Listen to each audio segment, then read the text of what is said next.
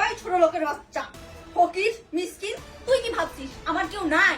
দেখ আজকে আমার বাপ ভাইকে সঙ্গে করে নিয়ে আসি, তোর সঙ্গে আজকে আমি একটা হ্যাসনাস্ত করে তোকে ডিভোর্স দিয়ে তারপর আমি এই বাসা থেকে চলে যাব। আসসালামু আলাইকুম বাবা, বসেন। ওয়ালাইকুম আসসালাম। কেমন আছো বাবা?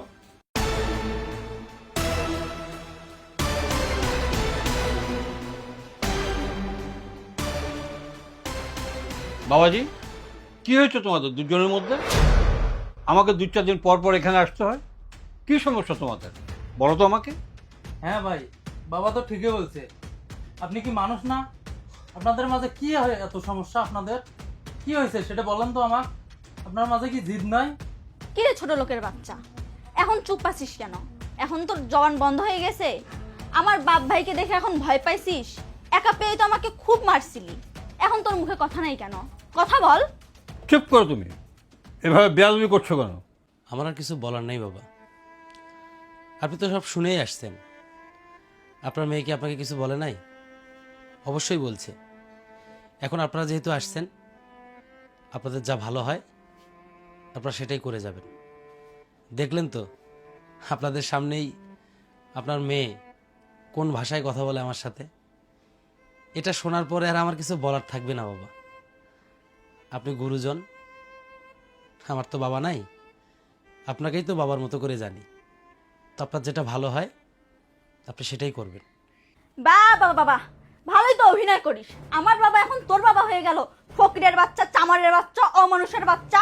এই, আমার বাবাকে খবরদার বাবা বলবি না। আমার বাবা শুধু আমার বাবা, তোর বাবা না। চুপ করো তুমি, এভাবে বেয়াদবি করছো কেন?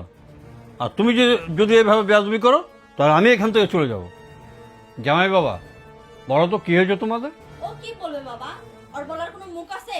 ওই ছোট লোকের সঙ্গে আমি সংসার করব না। তুমি আমাকে এখান থেকে নিয়ে যাওয়ার ব্যবস্থা করো তো। তুমি কিন্তু আবার চরম বেয়াদবি করছো।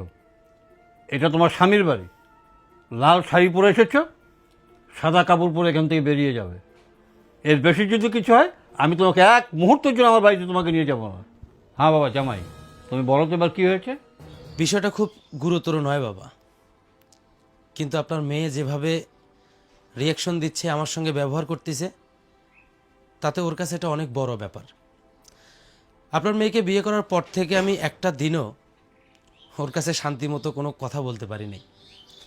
সব সময়ের জন্য শুধু খোটা, অমুকের এটা হয়েছে, ওর হাজব্যান্ড এটা করছে, ওর বউ এখানে ঘুরতে গেছে, আজকে এত দামি গহনা পড়ছে, এই খোটাগুলোই সবসময় আমাকে দিয়ে আসতো। আপনি তো জানেন আমি ছোট্ট একটা বিজনেস করি, ওইখান থেকে যা রোজগার হয় সেটা